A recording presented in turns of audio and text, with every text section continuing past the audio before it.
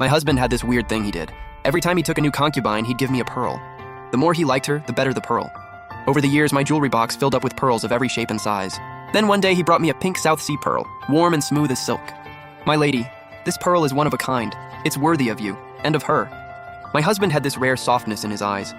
I smiled and took it, but my fingertips went cold. That same afternoon, a pink sedan chair was carried through the front gate, and sitting inside was the pearl diver. From that night on, she slept in my husband's courtyard every single night. Everyone was waiting for me, the first wife, to fall apart, waiting for him to throw me out. But I just quietly closed my jewelry box. It's finally time. I don't belong in this world. 7 years ago, I killed someone and got thrown into this strange era. My original fate was a noble girl whose family fell from grace, sent to the Imperial Entertainment House, humiliated over and over, until finally shipped off to a military camp to be violated and killed. But Gu Yanshin changed all of that. He bought me out of the entertainment house and married me despite all the pressure. Back then, he was the most reckless playboy in Jinling, and somehow, he'd genuinely fallen for me. For me, he gave up his family's business, moved us to Jinling, and settled into life as a low-key merchant. That first year of marriage, he spoiled me rotten, traveling everywhere hunting for rare treasures, all just to make me smile. Every woman in Jinling envied me. They said I'd married a truly devoted man. Life felt like a dream.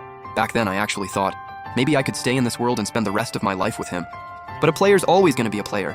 He could keep it together for a year, just not a lifetime. My husband started taking concubines. The first was Jiang Ruoxue, a lesser daughter of the minister's house. She came in guns blazing. She used her status to go against me at every turn, even tried to claim Lingbo courtyard for herself. I flat out refused. In a rage, she smashed every vase in the courtyard, vases that Gu Yanshin and I had picked out together. Every single one held a memory of ours. That day, he stood in front of me, face like stone. Qingwen, I've spoiled you way too much. You think you're still that high and mighty noble girl? Without me, you're nothing.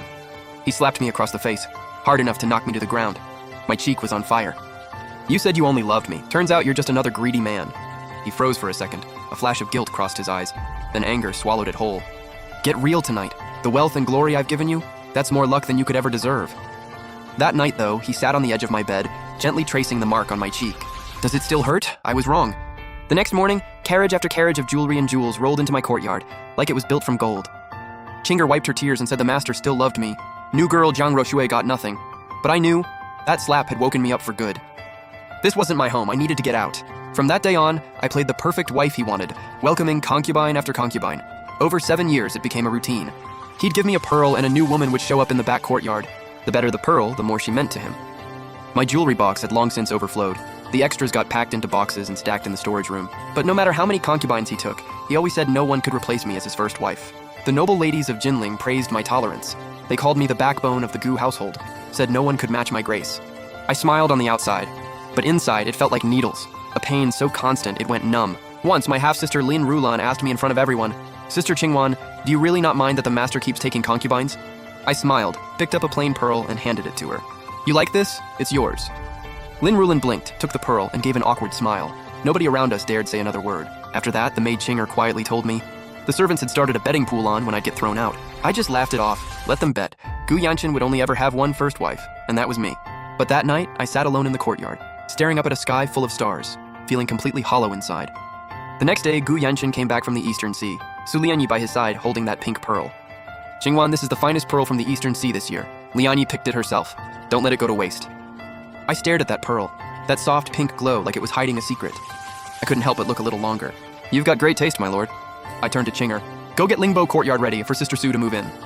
Lingbo Courtyard was the finest in the entire estate. He had designed it himself. For me. Right after we got married, he said he wanted to give me the best place to live. Make me feel like a princess. But as we drifted apart, the courtyard sat empty. Nobody had lived there since. Chinger dragged her feet going to clean it up. But I caught Gu Yanshin giving me an approving look. First thing the next morning, Su Lianyi came to pay her respects. Good morning, sister. She kept her head down, voice barely above a whisper, shy, almost timid. Then her hand shook and she spilled hot tea all over me. My leg burned like crazy. Sister, I'm so sorry, I didn't mean to. She panicked, eyes going red, like a startled deer. Gu Yanshin rushed over to steady her. Don't worry, you're fine. He didn't even glance at me, like he'd completely forgotten my leg was still burning. My pain tolerance is 10 times worse than most people's. Years ago, to protect him, I took a sword meant for him. I nearly blacked out from the pain. Back then, he didn't sleep all night. He was that worried. Now he wouldn't even look at me. Every bit of tenderness he had went to Su Lianyi. I held back the pain and forced a smile. It's fine, just a little slip. I'll go change. That's when I caught it. A sharp glint in Su Lianyi's eyes, like she was testing just how much I could take. I looked straight at her, let the corner of my mouth curl up. My little sea sprite, you finally showed up. Jong Ruoksu finally hit her limit. She stormed up to me. Aren't you scared he's gonna forget all about you? I set down my copy of Strange Tales.